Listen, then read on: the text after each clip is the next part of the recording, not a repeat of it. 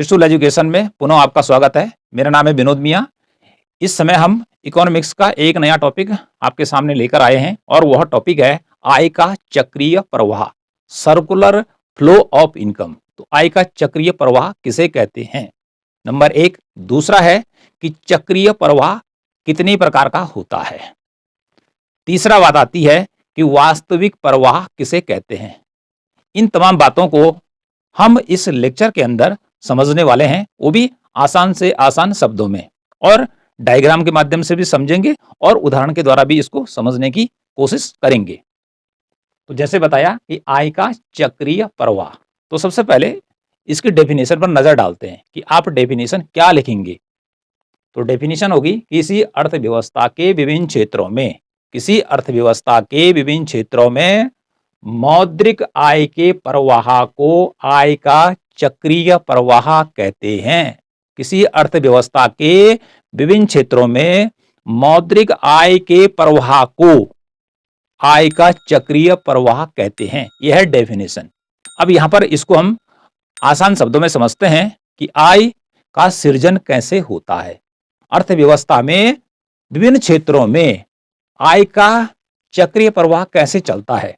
माना प्राथमिक क्षेत्र है अर्थव्यवस्था का, द्वितीयक क्षेत्र है, तृतीयक क्षेत्र है। तो सरल शब्दों में कहें कि जो पैसा है वो किस प्रकार से इकोनॉमी में घूमता रहता है, पूरी अर्थव्यवस्था में चक्कर लगाता रहता है। एक व्यक्ति कमाता है, फिर वो क्या करता है, बाजार से सामान खरीदता है, तो उस पैसे को उसको दे देता है, फिर वह अगले से खरीदता है, फिर उसको दे देता है, फिर वो अगले के पास चला जाता है। तो इस प्रकार से अर्थव्यवस्था में जो पैसा है, ये जो धन है, जो मौद्रिक आय है, वो निरंतर क्या होती है, चलती रहती है, चक्कर लगाती रहती है। तो इसे ही कहते हैं आय का चक्रीय प्रवाह। तो यहां पर हम डायग्राम के माध्यम से समझते हैं कि अर्थव्यवस्था में मौद्रिक आय या आय का सृजन किस प्रकार से होता है और किस प्रकार से आय का चक्रीय प्रवाह चलता रहता है। देखिए, पहला लिखना है उत्पादन, यहां पर लिखनी है आय और यहां पर लिखना है व्यय। यह है एक सिंपल सा उदाहरण। तो सबसे पहला देखिए, होता क्या है, उत्पादन। सबसे पहला होगा उत्पादन, चाहे वस्तुओं का हो चाहे सेवाओं का हो। तो जब वस्तुओं और सेवाओं का उत्पादन होगा, उसके बाद किसका सृजन होगा, अर्थात तब आय उत्पन्न होगी। अर्थात उत्पादन करने के लिए भूमि, श्रम, पूंजी, साहस इत्यादि चीजों की क्या होगी, आवश्यकता पड़ेगी। उसके बाद जब वो क्या करेंगे, उत्पादन करेंगे, तो उनको क्या मिलेगी, आय मिलेगी। उसके बाद वो क्या करेंगे, उस आय को घर में छुपा के रख देंगे, नहीं भाई, उसको क्या करेंगे, अपनी विभिन्न प्रकार की आवश्यकताओं पर खर्च करेंगे। अर्थात जो उत्पादन यहाँ हुआ था उससे उनकी आय हुई, और उसके बाद जो उत्पादन हुआ उनको वो क्या करेंगे, खरीदने का काम करेंगे। तो उसको वो व्यय हो जाएगा और पुनः वो पैसा कहाँ आ जाएगा, उत्पादन प्रक्रिया में आ जाएगा। फिर क्या होगा, पुनः उत्पादन होगा, फिर आय बनेगी, फिर आय बनेगी तो फिर खर्चा होगा या व्यय होगा, फिर पुनः उत्पादन होगा। तो इस प्रकार से देखिए, अर्थव्यवस्था में लगातार क्या होता रहेगा, आय का चक्र प्रवाह चलता रहेगा। वस्तुएं उत्पादित होती रहेंगी तो धन भी उत्पन्न होगा, धन उत्पन्न होगा तो आदमी उसको खर्च करेगा, तो पुनः फिर उत्पादन होगा, फिर उत्पादन होगा तो आय आएगी, फिर व्यय होगा, फिर उत्पादन होगा। तो देखो, इस प्रकार से निरंतर जो है एक प्रक्रिया जो चल रही है, एक चक्कर जो लगातार कंटिन्यूअस अर्थव्यवस्था में चल रहा है, इसे ही कहते हैं आय का चक्रीय प्रवाह। क्या कहते हैं इसको, आय का चक्रीय प्रवाह। तो सिंपल सी बात है, उत्पादन है, इधर एरो लगा दिया, इसका मीनिंग हो गया कि इससे क्या उत्पन्न हो गई, क्या सृजित हो गई, क्या कमा दिया व्यक्ति ने, पैसा कमा दिया तो क्या करेगा, व्यय करेगा। किस पर व्यय करेगा, जो यहाँ उत्पादन हुआ था, तो पैसा कहाँ पहुंच गया, उसी के पास पहुंच गया कि जहां उत्पादक था, ठीक है, जो प्रोड्यूसर था उसके पास पहुंच गया, उसने फिर उत्पादन किया, साधन लगाए, फिर उनको आय प्राप्त हुई, फिर व्यय हुआ। तो इस प्रकार से ये जो प्रक्रिया है लगातार अर्थव्यवस्था में निरंतर चलती रहती है, जिसको हम कहते हैं आय का चक्रीय प्रवाह। तो अब बात करते हैं आगे कि चक्रीय जो प्रवाह है, जो चक्कर लगाता रहता है अर्थव्यवस्था में, ये दो प्रकार का होता है, मुख्य रूप से दो प्रकार का होता है। एक होता है वास्तविक प्रवाह और दूसरा होता है मौद्रिक प्रवाह। पहला क्या बोला, वास्तविक प्रवाह, यहां पर लिखा भी हुआ है वास्तविक प्रवाह, जिसको इंग्लिश में कहते हैं रियल फ्लो और दूसरा होता है मौद्रिक प्रवाह। तो दो प्रकार का हमारे पास यहाँ पर क्या हो गया, प्रवाह हो गया। तो यहाँ पर अभी हम समझने वाले हैं वास्तविक प्रवाह किसे कहते हैं, रियल फ्लो किसे कहते हैं। तो देखिए, वास्तविक प्रवाह होने के लिए अर्थव्यवस्था का कैसा होना अनिवार्य है, वह होना अनिवार्य है कि जिस अर्थव्यवस्था में मुद्रा नाम की कोई वस्तु ही न हो। अर्थात जो वास्तविक फ्लो की जो बात की गई है, यह उस अर्थव्यवस्था की बात कही गई है कि जब मुद्रा का आविष्कार नहीं हुआ था। मुद्रा नाम की कोई वस्तु जानता ही नहीं था कि मुद्रा के द्वारा भी वस्तुएं खरीदी और बेची जा सकती हैं। तो उस समय कौन सा सिस्टम चलता था अर्थव्यवस्था में, उसे कहते हैं वस्तु विनिमय। क्या कहते हैं उसको, वस्तु विनिमय प्रणाली। कि जबकि वस्तुओं को दो और वस्तुओं को लो, ऐसी प्रणाली थी। कब, बहुत टाइम पहले। और आज कौन सी प्रणाली है, आज मौद्रिक प्रणाली है कि पैसे दो और सामान लो। तो आज समझते हैं यहाँ पर कि वास्तविक प्रवाह क्या होता है। तो वास्तविक प्रवाह होने के लिए क्या हमने कहा कि वास्तविक प्रवाह उसी अर्थव्यवस्था में काम करता है कि जबकि वस्तु विनिमय प्रणाली देश में चलती हो। मुद्रा नाम की कोई वस्तु देश में ना होती है ना होगी, तब जाके वास्तविक प्रवाह होगा। तो वास्तविक प्रवाह में क्या होता है, इसको अब समझते हैं कैसे। क्योंकि जो वास्तविक प्रवाह है ये दो क्षेत्रीय अर्थव्यवस्था का मॉडल है। दो क्षेत्रीय, टू सेक्टर मॉडल है। कितने सेक्टर है इसमें, दो सेक्टर है। पहला सेक्टर कौन है भाई, पहला सेक्टर है घरेलू क्षेत्र, या इसे ही परिवार कहते हैं। घरेलू क्षेत्र या इसी को क्या कहते हैं, परिवार। तो पहला क्षेत्र तो ये हो गया। और दूसरा क्षेत्र कौन है, दूसरा सेक्टर कौन सा है, दूसरा है फर्में या उत्पादक। फर्में, फर्में कौन होती हैं, जो किसी वस्तु का उत्पादन करती हैं। जैसे चौक का उत्पादन करना, इस बोल्ड का उत्पादन करना, ठीक है, फर्में होती है। और इसी को कह सकते हैं उत्पादक, कि जो वस्तुओं का प्रोडक्शन करते हैं, सेवाओं का प्रोडक्शन करते हैं। तो इस प्रकार से वास्तविक प्रवाह एक द्विक्षेत्रीय साधारण अर्थव्यवस्था का मॉडल है। तो आप क्या करेंगे, यहां घरेलू क्षेत्र या परिवार लिखेंगे और इसको एक सर्किल में बंद कर देंगे, ठीक है, या जैसे मैंने लिखा ऐसा लिख देंगे। इधर फर्में और या उत्पादक लिख देंगे, ठीक है।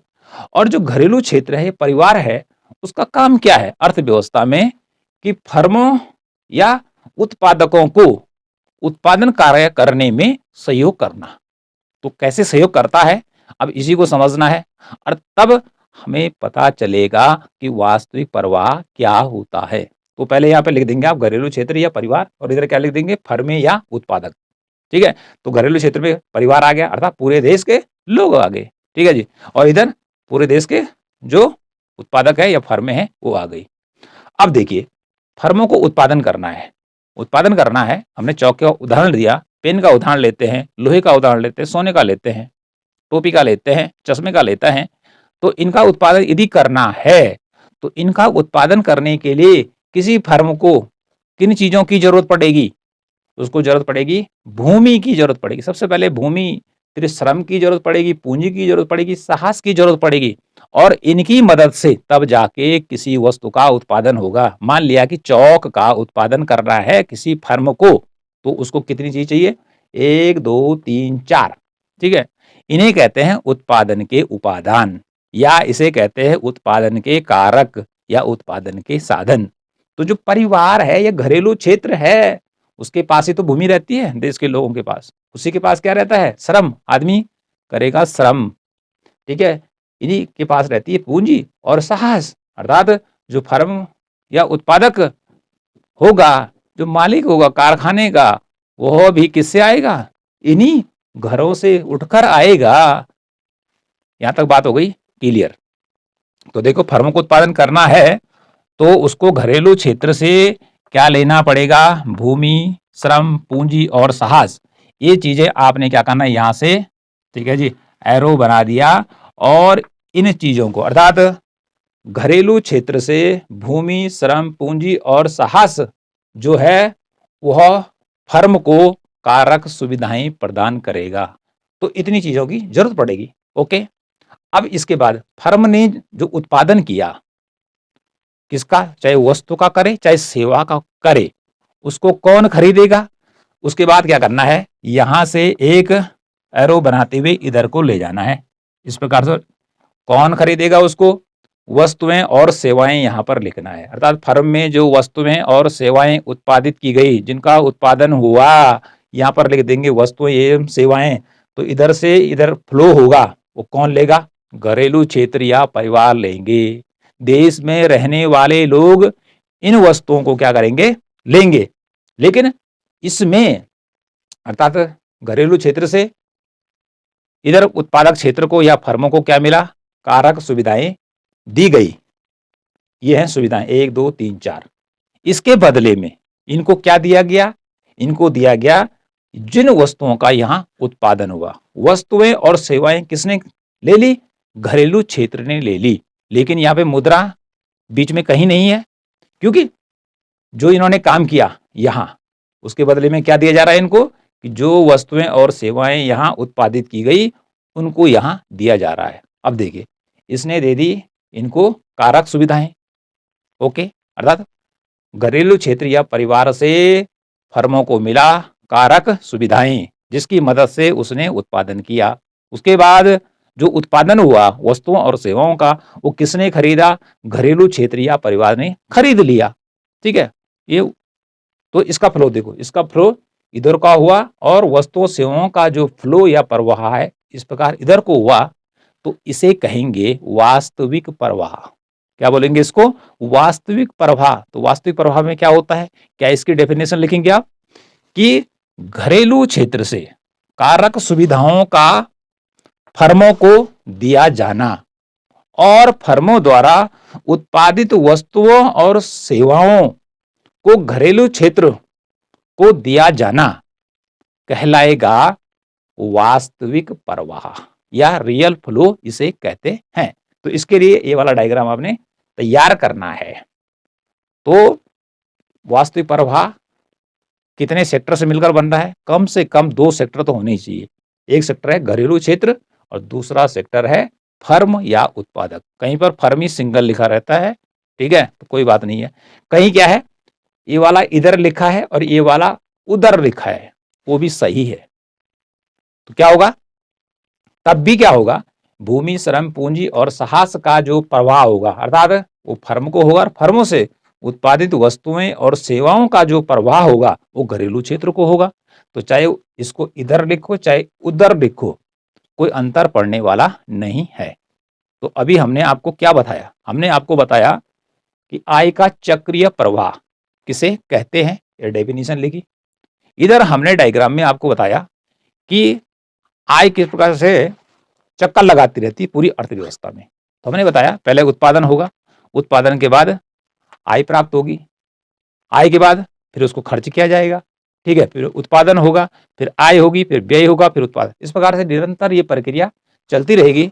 तो इसे हमने कहा आय का चक्रीय प्रवाह। उसके बाद मैंने बात की कि चक्रीय जो प्रवाह है वो कितने प्रकार का होता है। हमने कहा कि चक्रीय प्रवाह 2 प्रकार का होता है, एक होता है वास्तविक प्रवाह और दूसरा होता है मौद्रिक प्रवाह। तो मैंने यहाँ पर केवल बात की वास्तविक प्रवाह की। आगे बात की कि वास्तविक प्रवाह जो होता है वो केवल वस्तु विनिमय प्रणाली में चलता था, कि जब मुद्रा का आविष्कार नहीं हुआ था। उसके बाद हमने क्या कहा कि हमने इसका डायग्राम बनाना है।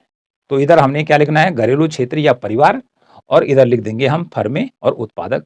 भूमि, श्रम, पूंजी, साहस यहाँ लिख दिया जाएगा और इधर से एरो इधर को बना दिया जाएगा। इसका मीनिंग है कि फर्मों को घरेलू क्षेत्र से इन चीजों की जरूरत पड़ेगी। उसके बाद फर्में जो उत्पादन करेंगी वो करेंगी वस्तुओं और सेवाओं का। तो इधर से इनका सामान कौन या किसके पास चले जाएगा, घरेलू क्षेत्र या परिवार के पास चला जाएगा। फिर पुनः क्या होगा, उत्पादन होगा, ठीक है, फिर वस्तु सेवाएं ये खरीद लेंगे, उपभोग होगा, ठीक है, फिर पुनः क्या होगा, उत्पादन होगा, फिर उत्पादन यहां चला जाएगा, ठीक है जी, इनके पास चला जाएगा। क्यों चला जाएगा, फ्री में नहीं दे रहे हैं, क्योंकि ये पहले भूमि, श्रम, पूंजी, सास अपने पास से दे चुके हैं। तब इसके बदले में फर्म क्या कर रही है, इनको वस्तुएं और सेवाएं दे रही है। तो इसमें मुद्रा का कहीं बीच में रोल नहीं है। तो मौद्रिक प्रवाह की जो मैं चर्चा करूंगा वो अगले लेक्चर में करूंगा। यदि आपको हमारा ये टॉपिक आपको लगता है कि ये महत्वपूर्ण है, समझ में आ गया है, तो प्लीज चैनल को सब्सक्राइब कीजिए और हो सके तो आप बार बार, यदि आपकी समझ में नहीं आता है तो इन चीजों को केवल सुनना ही नहीं है, मनन भी करना है और डायग्राम जरूर बनाना है। डायग्राम जरूर बनाना है। यदि आप वास्तविक प्रवाह किसे कहते हैं कि आपको डेफिनेशन नहीं आती है, कोई बात नहीं है, आपने ये पूरा डायग्राम बना दिया तो इतने में ही जो एग्जामिनर है वो समझ जाएगा कि जो इसने बनाया है यही ये प्रवाह सरल शब्दों में बतलाया जा रहा है। और आपने डेफिनेशन लिख दी बट ये वाला डायग्राम नहीं बनाया, तभी नंबर क्या हो जाएंगे, कट जाएंगे। इसलिए डायग्राम भी आ जाना चाहिए और साथ में हमें परिभाषा भी आ जानी चाहिए। पर हम बात कर रहे हैं कि जो बच्चे कमजोर हैं, उनको लगता है कि मुझे परिभाषा नहीं आती है और यदि ये इतना ही याद कर दिया तो उसका काम अच्छी तरह से चल सकता है।